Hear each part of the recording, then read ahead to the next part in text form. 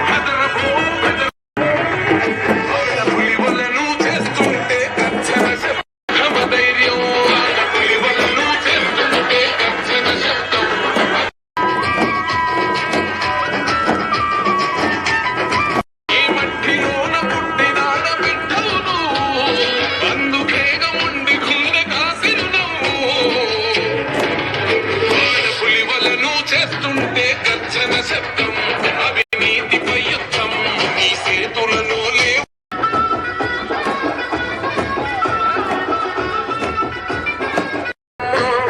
గాయపడ్డ ఆడబిడ్డ శ్వాస కూడా గర్జనట ఆడపులివలను చేస్తుంటే గర్జన శబ్దం అవినీతిపై యుద్ధం ఈ సేతులను లేవు తల్లి కత్తులు పల్లెం నీతి రుద్రమ ధైర్యం పులివలను చేస్తుంటే గర్జన శబ్దం అవినీతిపై యుద్ధం ఈ సేతులను లేవు తల్లి కత్తులు పల్లెం నీతి రుద్రమ ధైర్యం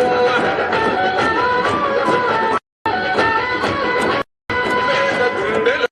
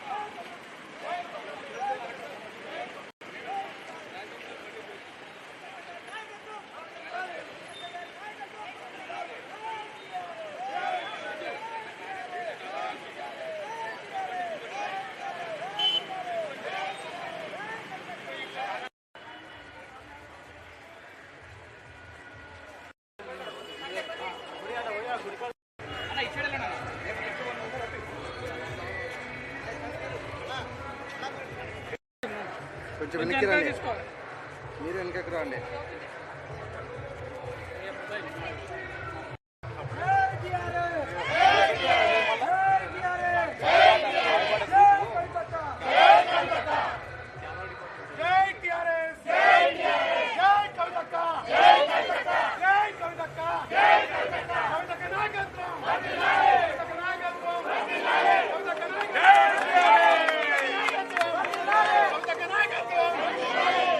జై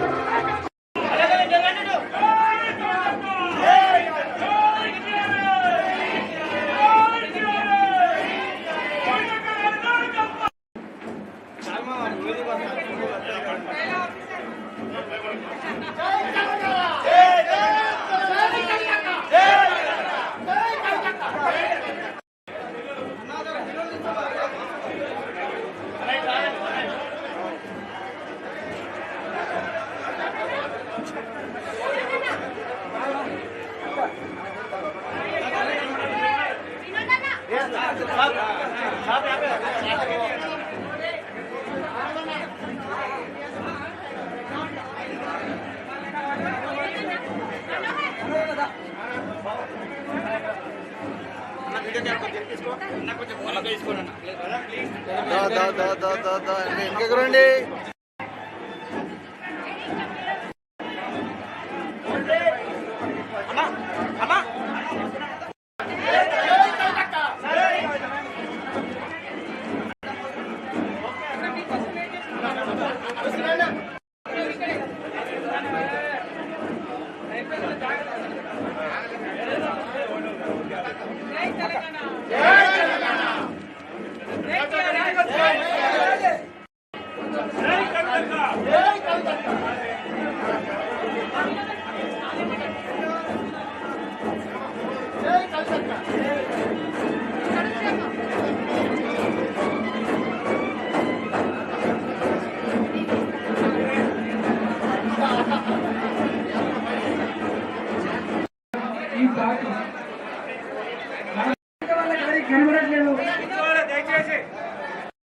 కుమ్రం జిల్లాలో పార్టీ కార్యాలయం ఆవిర్భవించింది.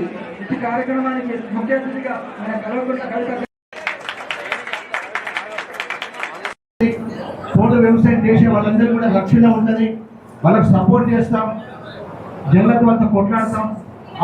జనార్దన్ అన్న గారికి, అదేవిధంగా మన సింగరేణి కార్మికులందరికీ పెద్దన్న, మా పెద్దన్న రియాజ్ అహ్మద్ అన్న గారికి, అట్లనే ఇక్కడ సబితమ్మ గారు ఉన్నారు, కావేటి సబితమ్మ గారు, కావేటి మనోహర్ గారు, వాంకిడి వినోద్ గారు, టిఆర్ఎస్ పార్టీ మొదటి జిల్లా ఆఫీస్గా ఇచ్చినటువంటి తమ్ముడు రామ్ ప్రసాద్ గౌడ్ గారికి, వినోద్ అన్న గారికి, ఓకే సారీ వినోద్ రామ్ ప్రసాద్ గారికి, వినోద్ గారికి, అట్లానే వీళ్ళ పేరు చెప్పారు, సాయి కుమార్ గారికి, నాగరాజ ఇది పైన నర్సింగ్ రోజుల సాయి కుమార్ గారికి, మసీ గారికి, మోసిన్ గారికి, జిల్లా హెడ్ క్వార్టర్లో వచ్చినటువంటి ప్రెస్ మిత్రులందరికీ కూడా హృదయపూర్వకంగా నమస్కారాలు.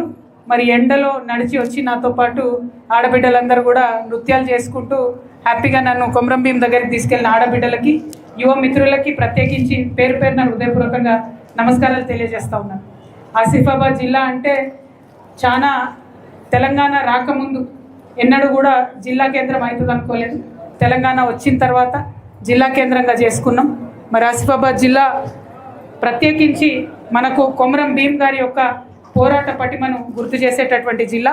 మరి కొమరం భీం గారు ఆనాడు జల్ జంగల్ జమీన్ అని చెప్పి పోరాటం చేసి ఆదివాసీలకు హక్కులను ఎట్లా ఉంటాయని పరిచయం చేసినటువంటి వ్యక్తి. హక్కుల కోసం పోరాడితే ఖచ్చితంగా మన రాజ్యం వస్తుందని చెప్పి మనందరికీ తెలియజేసినటువంటి. మరి కొమరం భీమన్న గారితో పాటు అనేక తెగలు, అనేక ఎస్టీ తెగలు ఇక్కడ ఉంటాయి. గోండ్లు ఎంత పెద్ద సంఖ్యలో ఉంటారో, నాయకపోడ్లు అట్లనే ఉంటారు, పర్దాన్లు అట్లనే ఉంటారు, అట్లనే అనేక తెగలకు సంబంధించినటువంటి మరి గిరిజనులో కలిసిపోయినటువంటి ఇతరులందరూ కూడా అంతే అమాయకంగా, అంతే అందంగా, అంతే ఒడంబడికతోని కలిసి పనిచేస్తున్నటువంటి జిల్లా ఆసిఫాబాద్ జిల్లా. మరి ఇక్కడ అనేక సమస్యలు ఉన్నాయని అన్నలందరూ చెప్పిండ్రు. సమస్యలు అంతటా ఉంటాయి, కానీ ఆ సమస్యలలో కూడా చిరునవ్వుతో ఉండేటటువంటి బిడ్డలు మా ఆసిఫాబాద్ జిల్లా బిడ్డలు. వారిని కడుపులో పెట్టుకొని కాపాడుకోవాలన్నటువంటిదే మా తెలంగాణ రక్షణ సేన ధ్యేయం. అందుకే ఇవాళ మొట్టమొదటి జెండా ఆసిఫాబాద్ జిల్లాలో ఎగిరేసినాం. మొట్టమొదటి కార్యాలయాన్ని కూడా మా వాంకిడి వినోద్ గారి ఆధ్వర్యంలో ప్రారంభించుకున్నాం. థ్యాంక్ యూ వినోద్ భాయ్, సారీ ఏమనుకోవద్దు, మన కొంచెం కన్ఫ్యూజన్ అయింది. సరే, ఇవాళ ఆసిఫాబాద్లో ఎక్కడ చూసినా, ఇదివరకు కూడా నేను ఆసిఫాబాద్ పర్యటనకు వచ్చిన ప్రతి మండలానికి వెళ్ళినటువంటి సందర్భాన్ని మీరు చూసిండ్రు. ప్రధానంగా వ్యవసాయం ఉన్నటువంటి జిల్లా. మరి ఇక్కడ అమాయకమైనటువంటి రైతులందరూ కూడా మాకు చెప్పినారు, ఇక్కడికి వచ్చేటప్పుడు ఏం కావాలి, మనం ఏం అడుగుదాం, ఏం కొట్లాడదాం అంటే ఒకటే ఒక మాట చెప్పారు. ఆ ఏందో యూరియాకి యాప్ అని పెట్టినరు, అది ఎవ్వరికి అర్థమైతలేదు. ఎందుకు పెట్టినరో పెట్టిన కాంగ్రెస్ వాళ్ళకు కూడా అర్థమైతలేదు. మొదల యాప్ తీసేయాలి అని అడుగుతున్నారు. ఇవాళ ఆసిఫాబాద్ జిల్లా కేంద్రంగా ఆ రైతన్నల కష్టాలు పోవాలంటే కాంగ్రెస్ ప్రభుత్వాన్ని నేను డిమాండ్ చేస్తున్నాను, మీరు యూరియా యాప్ అనేది తీసి ఫస్ట్ గంగల వారేయండి. ఏ మనిషికైనా వారికి ఉన్నటువంటి భూమికి ఎకరాకు 3 బస్తాలు పడుతుంది యూరియా. అలా పెద్ద ఎవరికి చెప్పేది అవసరం లేదు. ఎకరం కాగితం కనబడితే 3 బస్తాలు ఇచ్చి పంపించేయండి. కానీ ఇబ్బంది పెట్టి రైతులను నానా యాతన పెడుతున్నారు. ప్రభుత్వం ఫస్ట్ అది విరమించుకోవాలని కోరుతున్నా. రెండవది, పండిన పంటను కొనక ఇంకా కళ్ళలలోనే ఉండేటటువంటి పరిస్థితి ఇప్పటికీ చాలా జిల్లాలలో ఉన్నది. బోస్ అనిపిస్తున్నది రైతులు చూస్తుంటే, వాన పడుతుంటే భయమయ్యే పరిస్థితి ఉన్నది. కనీసం నెక్స్ట్ టైం అన్నా మీరు మంచిగా పంటలు కొనడానికి ప్రణాళికలు చేయాలని చెప్పి నేను ప్రభుత్వాన్ని డిమాండ్ చేస్తున్నా. మరి ఈసారి ఎంత ఘోరం అంటే ఎంత దారుణం అంటే మొత్తం రాష్ట్ర వ్యాప్తంగా కూడా రైతు ప్రభుత్వం అని చెప్పుకుంటున్నారు ముఖ్యమంత్రి గారు.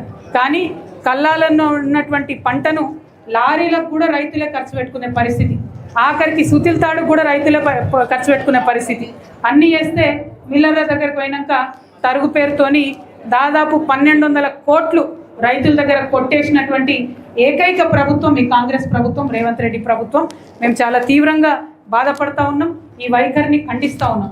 ఇంకొక మాట, మా ఆసిఫాబాద్ ప్రెస్ మిత్రులందరి పక్షాన ఆసిఫాబాద్ రైతన్నలందరూ కూడా నేను తెలియజేయాలనుకుంటున్నాను.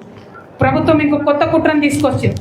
ఇప్పుడు అటో ఇటో ఉచిత కరెంట్ వస్తున్నది, ఏదో కొంత వ్యవసాయం ఎల్ల తీసుకుందాం మోటార్లతో అని అనుకుంటే సపరేట్గా రైతు డిస్కామ్ అని పేరు పెడుతున్నారు. డిస్కామ్ పేరేమో రైతు అని పెట్టింది, కానీ అందులో మాత్రం రైతులకు లాభం అయ్యే పనేం లేదు. లాభాలు వచ్చేటిది, బిల్లులు వచ్చేటటువంటిదేమో 2 వేరే డిస్కామ్లు పెట్టింది. కానీ మొత్తం ఫ్రీ కరెంటును, ఫ్రీగా వాటర్ సప్లై ప్రాజెక్టులను, లిఫ్ట్ ఇరిగేషన్ ప్రాజెక్టులు అన్నీ కలిపి రైతు డిస్కామ్ అని సపరేట్గా పెట్టింది.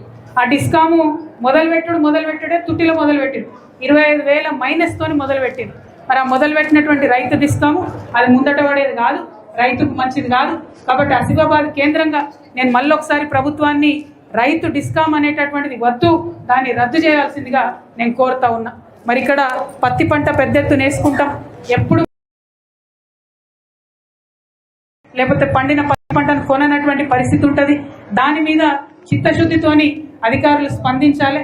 ఎవరన్నా నకిలీ విత్తులు కానీ నకిలీ పురుగు మందులు కానీ అమ్మితే వాళ్ళని పీడీ యాక్ట్ పెట్టి జైల్లో నూకాలే, రైతులంటే భయం పుట్టేలాగా చేయాలని కూడా ప్రభుత్వాన్ని నేను డిమాండ్ చేస్తూ ఉన్నాను. మరి అదేవిధంగా మనకు ఆదివాసీ బిడ్డలు అంటేనే పోడు వ్యవసాయం చేసుకునే వాళ్ళు. జర్ర వాన చినుకులు పడ్డాయంటే ఆసిఫాబాద్ నుంచి వార్తలు వస్తూనే ఉంటాయి. పోడు వేసుకోవడానికి గిరిజనులు అడవిలోకి పోవడం, అధికారులు రావడం, పోలీసులు రావడం జరగడం. ఈసారి కూడా మొట్టమొదటి వార్త ఆసిఫాబాద్ నుండే వచ్చింది. వాన చినుకు పడ్డదో లేదో పోడు కొట్టొద్దని చెప్పి వ్యతిరేకంగా పోతూ ఉంటారు. అంటే ఒక్క మాట ఇవాళ మనందరం కూడా ఆలోచన చేసుకోవాలి. కేవలం విమర్శ కాదు, ఇవాళ ఇంత టెక్నాలజీ వచ్చింది, ఒక ఫోన్లోనే ప్రపంచం అంతా మనకు కనబడుతున్నది. ఈ ఫోన్ ద్వారానే ఈ టెక్నాలజీ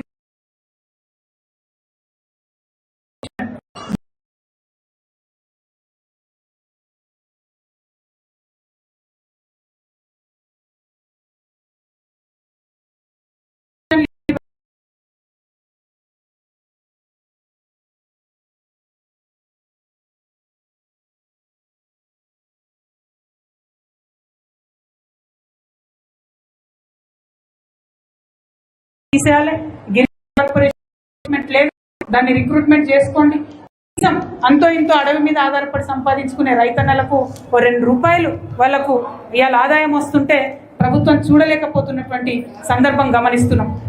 పోడు భూములకు రక్షణ కల్పించాలని, గిరిజన కార్పొరేషన్ యాక్టివేట్ చేయాలని మేము డిమాండ్ చేస్తూ ఉన్నాం. ఎట్లయితే గిరిజనుల పక్షాన నిలబడుతుందో తెలంగాణ రక్షణ సేన ఇక్కడ 170 చట్టం పెద్ద ఎత్తున ఉంటుంది. కొంతమంది నాన్ ట్రైబల్స్ ఉంటారు, 1972 కన్నా ముందే వాళ్ళు భూములు కొనుక్కున్న వాళ్ళు ఉంటారు. కానీ వాళ్ళకు కూడా ఏదన్నా చిన్న అవసరం వచ్చి భూమి అమ్ముదామన్నా కొందామన్నా కూడా భూమి చేసేటటువంటి పరిష్కారం లేదు, చట్టంలోనే ఉన్నది. 1972 కన్నా ముందు కొన్నట్టయితే డైరెక్ట్గా ఐటీడీ అధికారే ఇవ్వచ్చు అనేటటువంటిది చట్టంలోనే ఉన్నది. కానీ కలెక్టర్లు అందరూ కూడా మరి చదువుకొని కలెక్టర్లు అవుతారో చదువుకోకుండా అవుతారో నాకు తెలియదు. కానీ ఇక్కడ ట్రైబల్ ఏరియాలో ఉండే నాన్ ట్రైబల్స్ ఎవరైతే తాత ముత్తాతల నుంచి వచ్చినటువంటి భూమి ఉంటుందో దాని మీద పోతే చాలా ఇబ్బంది పట్టే పరిస్థితి ఉంటుంది. దాని మీద గవర్నమెంట్ నేను డిమాండ్ చేస్తూ ఉన్న కలెక్టర్లందరికీ కూడా, ఎంఆర్ఓలందరికీ, ఆర్టీఓలందరికీ మీరు మళ్ళొకసారి ఈ చట్టాలు నేర్పించండి. అటవీ చట్టంలో ఉన్నటువంటి వెసులుబాటు నేర్పించండి. ఎన్నో ఏండ్లకెళ్ళి ఉన్న భూమి కరెక్ట్గా బిడ్డ చదువుకో, కొడుకు లగ్గానికో ఉపయోగపడకపోతే ఆ భూమి ఉండి ఏం లాభం అని చెప్పి నాన్ ట్రైబల్స్ అందరూ కూడా అనేక మంది మాకు రిప్రజెంటేషన్ ఇస్తూ ఉన్నారు. కాబట్టి ఏదైతే చట్టంలో ఉన్నటువంటి పరిమితి మేరకు ఐటీడీఏ అధికారులు ఖచ్చితంగా మరి చర్యలు తీసుకోవాలని చెప్పి నేను ప్రభుత్వాన్ని కోరుతూ ఉన్నాను. అదేవిధంగా ఇక్కడ అయిపోయిన తర్వాత నాకు బాగా సెంటిమెంట్, నాగోబాకి వస్తా పార్టీ పెట్టినాక అని నేను మొక్కుకున్నా. ఇప్పుడు నాగోబా టెంపుల్ కూడా పోయి స్వామివారి దర్శనం కూడా చేసుకున్న తర్వాత రేపు మళ్ళీ కాగజ్ నగర్లో నీటి ప్రాజెక్టులకు సంబంధించి సందర్శన, పేపర్ మిల్ సందర్శన ఉంటుంది కాబట్టి ఆ అంశాలన్నీ కూడా రేపు చెప్పడం జరుగుతుంది. ఇవాళ మాత్రం ఆసిఫాబాద్ జిల్లా కేంద్రంగా మా తమ్ముడు వినోద్ గారి ఆధ్వర్యంలో ఏదైతే కార్యాలయం ఏర్పాటు చేసుకున్నామో ఇది ఖచ్చితంగా గిరిజన మిత్రులందరికీ కూడా తమ సమస్యలు తీర్చేటటువంటి కేంద్రంగా ఉండాలని చెప్పి నేను మా కార్యకర్తల నాయకులను కోరుతా ఉన్నాను. అదేవిధంగా ఎవరైతే నాన్ ట్రైబల్స్ ఉంటారో, ఎవరైతే యువ మిత్రులు ఉంటారో, రాజకీయాలు అంటే ఇష్టం ఉంటుంది, రాజకీయాలు చేయాలని ఉంటుంది, ప్రజలకు మంచి చేయాలని ఉంటుంది, కానీ జేబు చూస్తే ఖాళీగా ఉంటుంది. పైసలు లేని వాళ్ళు రాజకీయం చేయొచ్చా చేయరాదా అనుకునే పరిస్థితి ఉంది. కానీ అట్లా కాదు, గుండె నిండా ఆకాంక్ష ఉండి రాజకీయాల్లో రావాలనుకునే యువ మిత్రులకు ఖచ్చితంగా టీఆర్ఎస్ పార్టీ వేదిక అవుతుంది. అట్లా అయ్యే విధంగా ఇక్కడ ఇవాళ మనం ప్రారంభించుకున్నటువంటి ఆఫీసు పనిచేయాలని చెప్పి నేను మిమ్మల్ని అందరూ కూడా కోరుతా ఉన్నా. ఆఫీస్ పెట్టినామంటే సంబరం కాదు, పని చేయాలి, రోస్టర్ డ్యూటీ వేసుకోవాలి. వచ్చేపోయేటటువంటి ప్రజలకు ఏమి ఇబ్బంది ఉన్నా ఖచ్చితంగా వారి పక్షాన నిలబడి పోరాటం చేయాలని కూడా ఈ సందర్భంగా టీఆర్ఎస్ పార్టీ నాయకులకు, కార్యకర్తలందరికీ కూడా పిలుపునిచ్చుకుంటా ఉన్నాం. ఇవాళ మొదటి అడిగే మనం ఎప్పుడైనా ఇంతింతై వటుడింతై అన్నట్టు పెరుగుకుంటూ పోతాం అనేటటువంటి విశ్వాసం మన గుండెల నిండా ఉన్నది. మీ అందరికీ మళ్ళీ చెప్తా ఉన్నా, ఇవాళ తెలంగాణలో అన్ని జాతీయ పార్టీలే ఉన్నాయి. బీఆర్ఎస్ జాతీయ పార్టీయే, బీజేపీ జాతీయ పార్టీయే, కాంగ్రెస్ జాతీయ పార్టీయే. మరి తెలంగాణ వాళ్ళకి నొప్పి అయితే, తెలంగాణ వాళ్ళకి బాధ అయితే, తెలంగాణ ప్రాంతం మీద ఆంధ్ర వాళ్ళు దాడి చేస్తే అడిగే పార్టీ ఏదంటే కేవలం తెలంగాణ రక్షణ సేన మాత్రమే, టీఆర్ఎస్ మాత్రమే. మా టీఆర్ఎస్ జెండా చూడండి, మా పసుపు ఇది ఆదివాసీ బిడ్డల రంగు, ఇది పసుపు మా మల్లన్న బండారి రంగు, మా ఎల్లమ్మ బండారి రంగు, మా పెద్దమ్మ బండారి రంగు, మా ఆడబిడ్డలు, మా ఆదిలాబాద్ బిడ్డలు, మా నిజామాబాద్ బిడ్డలు అత్యంత పవిత్రంగా భావించి పండించుకునేటటువంటి పసుపు రంగు మా జెండా రంగు. మరి దీని చుట్టూ ఉన్నటువంటి గ్రీను ఇది కూడా రైతులు, ఆదివాసీల రంగు, పసుపు గ్రీన్ కలిపినటువంటి రంగు. మరి మీరు చూస్తున్నారు, తెలంగాణ మొత్తం కూడా మా జెండాలో బ్లూ కలర్ ఉంటుంది. ఎందుకోసం బ్లూ కలర్ ఉంటుందంటే సామాజిక తెలంగాణ సాధననే ధ్యేయంగా మేము పనిచేస్తూ ఉన్నాం. కాబట్టి ఆదిలాబాద్లో పుట్టినటువంటి అడవి బిడ్డ రేపు పొద్దున పెద్ద పదవిలోకి రావాలనే ఆకాంక్షతోని పనిచేసేటటువంటి పార్టీ టీఆర్ఎస్ పార్టీ. కాబట్టి అందుకే ఈ బ్లూ జెండా ఇది శ్రామికుల రంగు, పని చేసుకునే వాళ్ళ రంగు, కష్టపడేటటువంటి వాళ్ళ రంగు, సింగరేణి కార్మికుల రంగు, ఎస్సీ ఎస్టీ బీసీల రంగు. కాబట్టి తెలంగాణ మొత్తం నీలివర్ణంలో ఉంటుంది. ఈ జెండాను ఎత్తుకొని ఖచ్చితంగా ఎక్కడికి పోయినా సరే ఒక గౌరవం వచ్చే విధంగా మన కార్యకర్తలందరూ కూడా ప్రవర్తించాలని నేను కోరుతా ఉన్నాను. ఏ కష్టం వచ్చినా మేమున్నామంటూ ముందుకెళ్లాల్సిందిగా మా కార్యకర్తలకు, నాయకులకు అందరికి కూడా నేను పిలుపునిస్తా ఉన్నాను. మనకు కుల మతాల భేదం లేదు. అది ముస్లిమ్స్ అయినా, క్రిస్టియన్స్ అయినా, హిందూస్ అయినా అందరం కలిసి ఉండాలి. గంగా జమున తహజీబ్ అని గర్వంగా ఏదైతే చెప్పుకున్నామో ఆ తెలంగాణ అట్లనే ఉండాలి. మనందరం కలిసి ఉంటూనే బయటవాడు దాడి చేస్తే మాత్రం చాలా గట్టిగా బుద్ధి చెప్పాలి. దానికోసం సంసిద్ధంగా ఉండాలని టీఆర్ఎస్ పార్టీ శ్రేణులకు పిలుపునిస్తూ మరి ఇవాళ ఇక్కడ కార్యాలయం ప్రారంభించుకొని జెండా ఎగరేసుకున్న కార్యక్రమానికి మిట్ట మధ్యాహ్నం అయినా ఇబ్బంది అనుకోకుండా వచ్చినటువంటి మా ప్రెస్ మిత్రులందరినీ మళ్ళొకసారి ధన్యవాదాలు తెలియజేస్తూ మీ అందరి దగ్గర సెలవు తీసుకుంటున్నాను. Thank you. జై తెలంగాణ, జై తెలంగాణ, జై ఆదివాసీ.